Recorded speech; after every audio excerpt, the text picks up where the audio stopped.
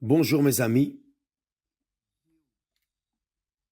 que Dieu, le Dieu très haut, le Dieu éternel, Seigneur, de tout, de toutes les choses, le Seigneur de la création, soit avec vous tous. Que le Saint-Esprit, la colonne de feu qui a guidé le peuple d'Israël par le désert, cette colonne soit en vous pour guider votre vie, vos pensées, guider vos idées, guider votre pensée, par-dessus tout, guider votre cœur, pour que vous veniez jouir de la vie qu'il vous a donnée. Il nous a donné la vie. Il nous a donné la vie pour que nous puissions vivre cette vie intensément. Bien sûr, évidemment, la vie dans ce monde, évidemment, a ses difficultés, ses problèmes, ses difficultés, mais que peut-on faire? Si vous, si moi, si nous sommes en train de vivre dans ce monde, et que ce monde est un monde de mensonges, un monde d'erreurs, de péchés, un monde qui est dans le malin, alors évidemment, nous serons de manière directe ou indirecte, nous serons atteints par le mal qui opère dans ce monde. Donc, cela veut dire que même étant guidés par la colonne de feu qui est le Saint-Esprit, même ayant la colonne de feu en nous, brûlant en nous, brûlant la foi, brûlant l'espérance, brûlant la confiance qu'un jour nous vivrons l'éternité avec notre Père, nous devons affronter ce monde, un monde de mensonges. Et bien sûr, imaginez une fiancée vêtue rigoureusement, belle, merveilleuse, toute vêtue de blanc. Elle commence à marcher dans la rue. Que pensez-vous qu'il arrivera à ces vêtements? Ils vont se salir, n'est-ce pas? Ils vont se salir. Aussi propres soient les vêtements, ils vont se salir. Pourquoi? Parce que on marche dans la rue, dans ce monde. Donc, cela veut dire que dans le monde,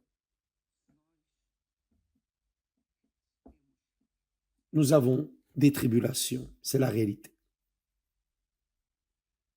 Mais, regardant vers le Seigneur Jésus, l'auteur de la foi et celui qui l'amène à la perfection, nous avons sa parole, il a dit, voyez quelle parole, alléluia. Il a dit à ses disciples, à ceux qui le suivent, je vous ai dit ces choses afin que vous ayez la paix en moi. Pour que vous ayez la paix en moi. Il ajoute, vous aurez des tribulations dans le monde.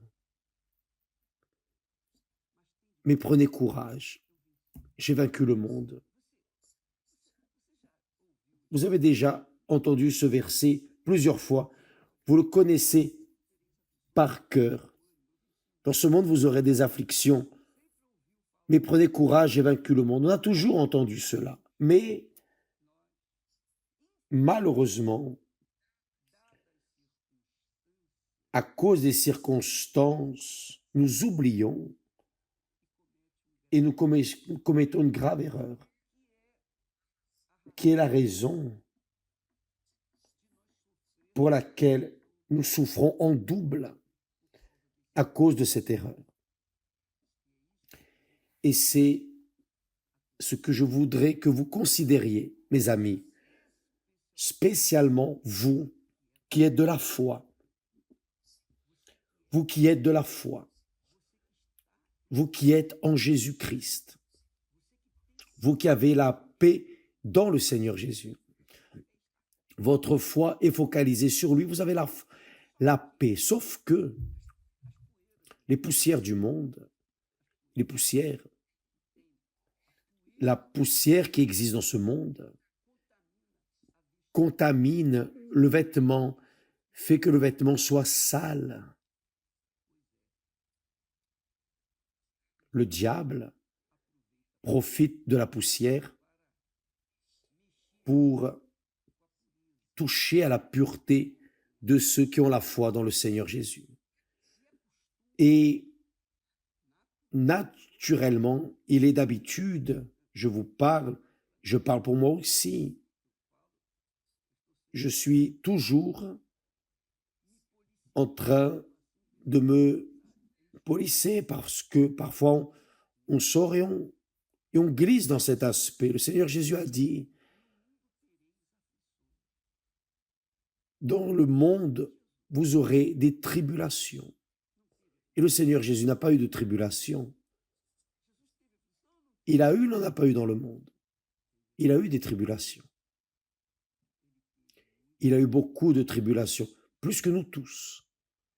Mais je ne trouve pas dans la Bible un moment, une parole où le Seigneur Jésus s'est lamenté, où il s'est plaint, crié ou parlé à d'autres personnes de ces tribulations. Le Seigneur Jésus n'a pas confessé qu'il était affligé, jamais, mais il a vécu affligé dans ce monde. Imaginez-le, Dieu, vivant dans ce monde,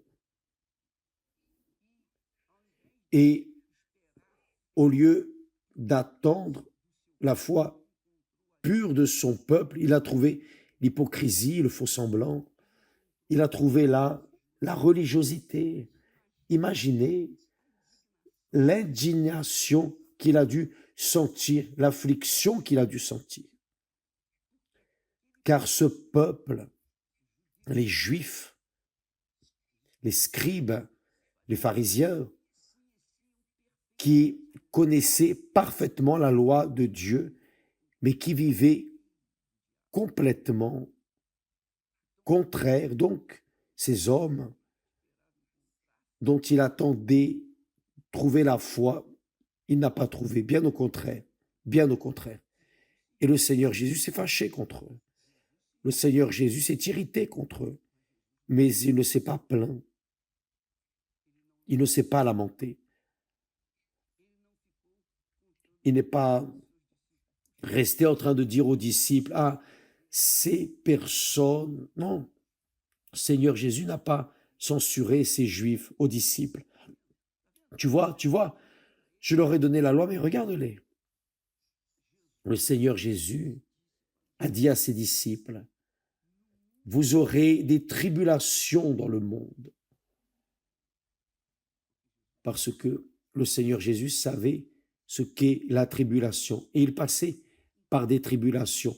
Tant qu'il était dans le monde, il a vécu cela. Mais il a dit, voyez, mais prenez courage, j'ai vaincu le monde. C'est-à-dire, même avec mes tribulations, que je n'ai pas confessé, dont je ne vous ai pas parlé, pour lesquelles je n'ai pas demandé d'aide, Oh, consolez-moi, donnez-moi une parole de foi, aidez-moi ici, relève-moi car j'ai besoin, je suis affligé. Non, le Seigneur Jésus n'a jamais dit, il n'a jamais réclamé. Il était l'homme le plus affligé de la face de la terre, mais il ne s'est jamais plaint, il ne s'est jamais lamenté, il n'a jamais confessé ce dont il souffrait. Et c'est le secret de la foi, c'est l'un des secrets de la foi. Car lorsque nous qui croyons dans le Seigneur Jésus, qui avons la paix dans le Seigneur Jésus, lorsque nous confessons à quelqu'un nos douleurs, nos difficultés, nos afflictions, d'une certaine manière, nous sommes en train de vouloir la commisération de cette personne. D'une certaine manière, nous voulons que cette personne vienne nous consoler, nous passer la main. C'est ce que nous faisons quand nous étions enfants. L'enfant, vous avez déjà dû noter, car vous avez déjà été enfant. Lorsque nous sommes enfants et que nous tombons, s'il n'y a personne à côté, que faisons-nous? Nous nous relevons, nous secouons la poussière et nous allons de l'avant. Mais s'il y a quelqu'un à côté, nous commençons à pleurer. À pleurer. Pourquoi? Parce que c'est la nature humaine qui désire une parole, une douceur, une attention, désire quelque chose qui vienne apaiser la souffrance, l'affliction, la douleur, oui ou non? Et c'est la grande erreur en général. Lorsque nous nous plaignons, lorsque nous trouvons une épaule amie pour nous lamenter, parler, réclamer, nous lamenter pour nous plaindre, le Seigneur Jésus ne s'est jamais plaint, jamais. Voyez ce que dit le texte sacré en Ésaïe 53. Cela parle parfaitement de ce que le Seigneur Jésus a passé. Mais l'une des choses que vous devez noter, c'est que le texte sacré dit, en parlant du Seigneur Jésus,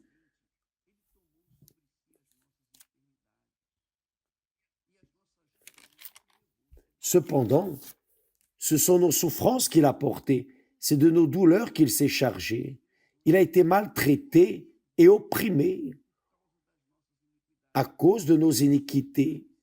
Pensez à une chair, à une viande. Vous achetez un morceau de viande qui sort broyé. Il a été broyé, brisé à cause de nos iniquités. La Bible dit qu'il a été opprimé et affligé.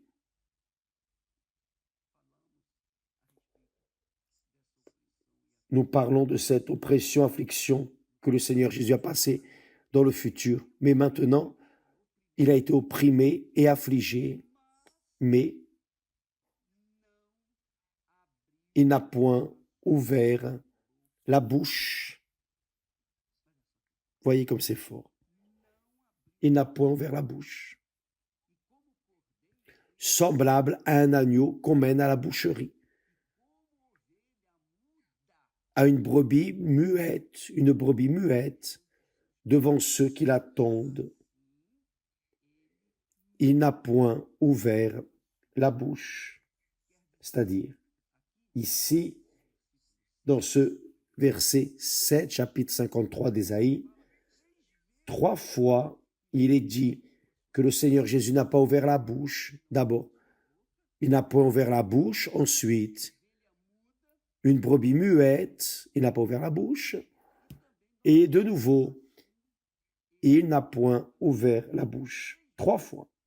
C'est-à-dire, lorsque le Seigneur Jésus dit à ses disciples, vous aurez des tribulations dans le monde, il est déjà en train de prophétiser. Il est en train de dire, de prévoir ce qui allait arriver avec ses disciples, ceux qui le suivent. Mais il les a réconfortés. Il n'a pas dit, oh, je n'ai pas ouvert la bouche, je ne me suis pas lamenté. Non, il ne s'est pas justifié. Immédiatement, il a dit seulement, vous aurez des tribulations dans le monde, mais prenez courage, j'ai vaincu le monde. J'ai vaincu le monde. Le Seigneur Jésus a vaincu le monde. Et en Jésus-Christ, nous vaincrons le monde. Quand la personne est en Jésus, quand la personne croit en Jésus, quand la personne a sa vie en Jésus, quand la personne est morte pour ce monde et vit pour Jésus, alors elle vainc le monde. Elle vainc le monde. Elle vainc. Vous savez, juste à titre d'exemple, pour illustrer les afflictions, vous pouvez imaginer, Esther, moi, notre famille, les afflictions, les angoisses dont nous passons dans les persécutions jusqu'à aujourd'hui. Vous connaissez toujours quelqu'un, dites le nom de l'évêque Macedo, et un mal va se dresser et va dire, ah, c'est un voleur, un trompeur, oh, le faux prophète, c'est un antichrist. Vous êtes fatigué d'entendre ça, ce n'est pas vrai. C'est-à-dire des personnes qui ne me connaissent pas, mais lancent des pierres, essayant de détruire ce que Dieu m'a donné, la réputation. Mes amis, vous voyez la haine que beaucoup de personnes ont encore contre ma personne, car ils sont tombés enceintes par les oreilles, ils ont entendu quelqu'un mal parler de moi, ou ils sont tombés enceintes des yeux, parce qu'ils ont lu des nouvelles, etc., ce que les journaux disent. Et vous savez, si vous ne savez pas, vous allez savoir, le papier accepte n'importe quoi. Le papier accepte n'importe quoi, y compris toute la saleté, tous les mensonges du monde. Donc, il est notoire, vous savez, la haine, le préjugé, la jalousie, l'injustice que nous souffrons. Et nous sommes là. Voyez, depuis combien d'années vous entendez parler mal de moi? Et depuis combien d'années vous suivez, disons, le travail, notre travail? Je continue debout, je continue à vaincre. Ceux qui disaient, ah, maintenant il est perdu, maintenant ça va finir. Ah, maintenant l'Église universelle va finir, voyez. Mes amis, le chrétien, faites attention. Le chrétien, le véritable chrétien, plus il reçoit de coups, plus il grandit. Comment ça, évêque? C'est comme l'omelette. L'œuf, plus on le frappe, vous pouvez essayer ça. Plus on bat l'œuf, plus l'omelette grandit. Ainsi est l'Église universelle, ainsi sont les chrétiens. Donc, le Seigneur Jésus est en train de dire, je garantis que vous allez souffrir des afflictions dans ce monde. C'est le monde. C'est le monde de la saleté, du mensonge, de l'injustice. C'est le monde de la politique, des tromperies. Mais prenez courage, j'ai vaincu ce monde. Et parce que j'ai vaincu, Vous allez vaincre. En moi, vous allez vaincre. En plus, je ne vais pas vous laisser orphelin. Je vais mettre en vous la colonne de feu qui a guidé mon peuple dans le désert. Cette colonne de feu qui est avec moi maintenant, qui me fait vaincre le monde, sera avec vous et en vous. Sauf que lorsque nous affrontons une affliction, une angoisse, un problème, tout problème, quel que soit le mal de ventre, nous avons besoin, disons, de commenter, de parler, de nous lamenter, de réclamer. Et c'est là que nous perdons. C'est là que nous perdons. Car je ne sais pas si cela vous est déjà arrivé, mais avec moi c'est arrivé. Et ça a l'habitude d'arriver. C'est commun d'arriver. Combien de fois je suis déjà arrivé proche d'Esther et j'ai dit, ah Esther, j'ai mal à la tête, tu as quelque chose à prendre. Immédiatement, elle dit, oh, prends ça. Et elle me donne quelque chose, voyez. Mais lorsque je confessais ma petite douleur de tête, elle augmentait. Elle enflait, ça faisait plus mal. Mais pas seulement le mal de tête.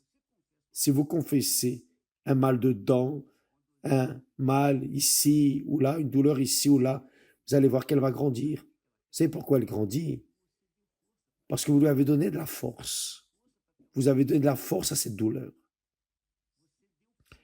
Vous avez donné de la force à cette malédiction lorsque vous avez confessé que cette douleur était en train de vous déranger, lorsque vous avez cherché la commisération. Comment dit-on? L'attention. Enfin, quelque chose, une parole. Vous avez confessé une affliction, aussi petite soit-elle, cette affliction grandit, elle augmente. Vous pouvez voir, évaluez votre vie, vous allez voir cela. Vous allez conférer cela au jour le jour. Je ne dis pas de ne pas confesser car la douleur va augmenter, mais je vous alerte que cela est commun. Pourquoi? Parce que le secret du Seigneur Jésus, et je me demandais pourquoi est-ce que le Seigneur Jésus ne se plaint de rien? Vous ne voyez pas dans la Bible sacrée, dans tout le texte sacré, vous ne voyez pas Jésus se plaindre de quoi que ce soit. Si ce n'est au moment où il était crucifié, lorsqu'il a dit « J'ai soif ». Imaginez la soif qu'il devait ressentir. Imaginez la soif qu'il ressentait. Mes amis, c'est la seule fois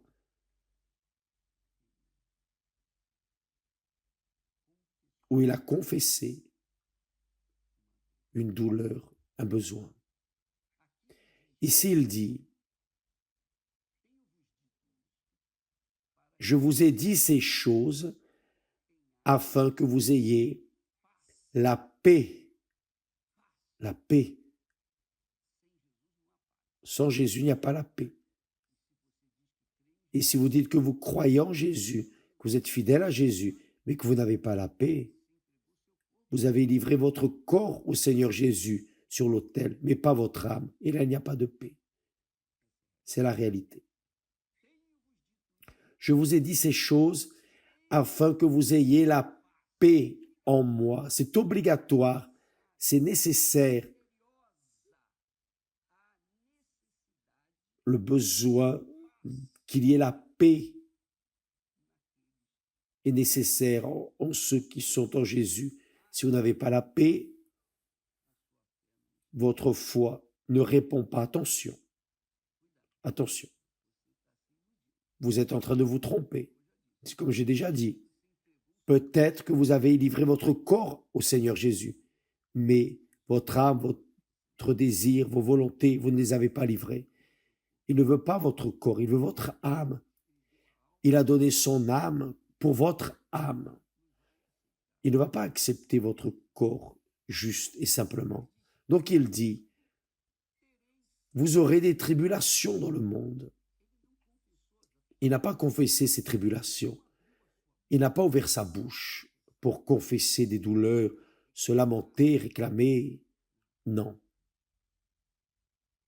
Il a dit, j'ai vaincu le monde, mais prenez courage. Et prendre courage, ce n'est pas sentir du courage quand vous avez mal à la tête. Non.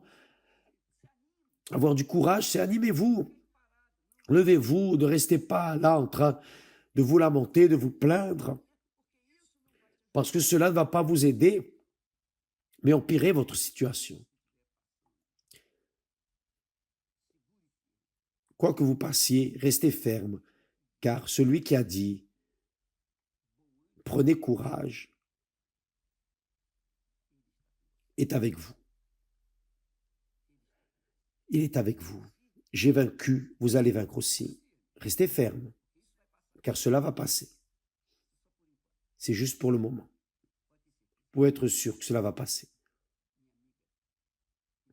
Mes chers amis,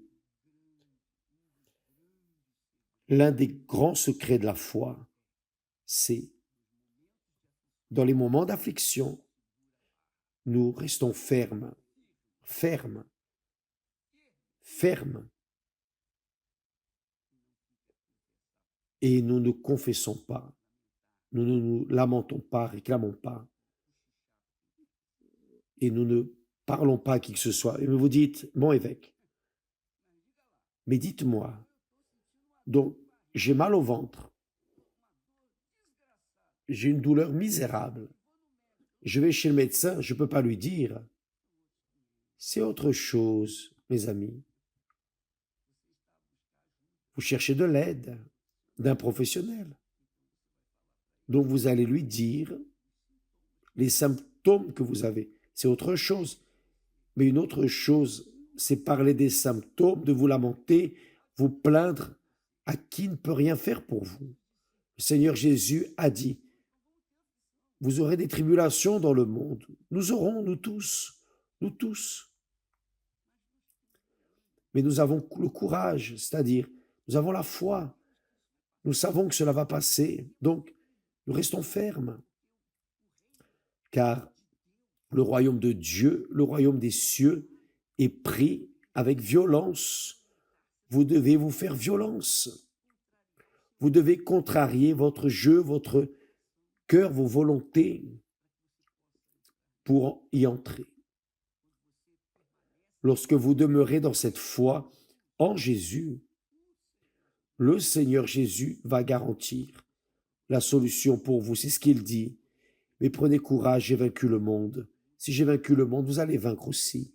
Vous allez vaincre, pas par vous, non, vous allez vaincre parce que ma colonne de feu, qui est le Saint-Esprit, sera avec vous. C'est très grand. Donc apprenez cela. C'est une pratique que vous devez vivre chaque jour, chaque moment, chaque heure, instant. Pas seulement quand vous êtes à l'église, non. Tout endroit, maintenant même. Peut-être que vous êtes là en train de vous lamenter, en train de gémir. Et vous gémissez en silence. Mais Dieu vous voit. Il voit votre lutte, votre effort pour rester ferme. Et il va venir à votre rencontre pour être sûr de ça. Car il ne faillit pas, il n'oublie pas, Dieu n'oublie pas. Dieu connaît chaque chose. Donc, pour être tranquille, il va vous aider, pour être sûr de ça. Car il garantit, vous aurez des tribulations dans le monde, mais j'ai vaincu le monde, vous allez vaincre aussi, grâce à Dieu. C'est pour cela que le Seigneur Jésus, à travers Paul, dit, rendez grâce en toutes choses. Amen. Donc, parfois, vous êtes une personne qui, pour tout, vous lamentez, vous vous plaignez, vous attendiez une chose, une autre est arrivée, vous vous plaignez. vous êtes en train de tomber en péché contre vous-même. Vous fortifiez le mal et vous affaiblissez votre foi. Mais quand vous ne confessez pas vos faiblesses, vos débilités, vos douleurs, alors vous fortifiez votre foi. Vous fortifiez votre foi et affaiblissez le mal. Faites attention, très attention. Ce n'est pas le péché, non. Le péché, vous devez le confesser. On doit confesser les péchés pour en être libre. Mais en relation aux afflictions, aux angoisses, les luttes, les problèmes, les situations que nous passons dans ce monde, ne confessez pas. Confessez au Seigneur Jésus, au Seigneur, parlez-lui. Vous n'avez pas accès à lui, alors parlez-lui. Il va résoudre le problème. D'accord? Apprenez cela, vivez cela, car ça ne sert à rien de connaître toutes les saintes écritures si vous ne pratiquez pas un peu. Ce n'est pas vrai. Le diable connaît toute la Bible, il continue à être le diable. Donc, apprenez cela. Utilisez votre foi pour votre propre bénéfice. Vainquez les afflictions. Vainquez vos pensées de doute. Vainquez vos faiblesses en restant muet, muette face à la douleur de l'affliction. Car celui en qui vous êtes vous soutient. Si vous êtes en Jésus-Christ, que Dieu vous bénisse tous et à demain au nom du Seigneur Jésus. Grâce à Dieu.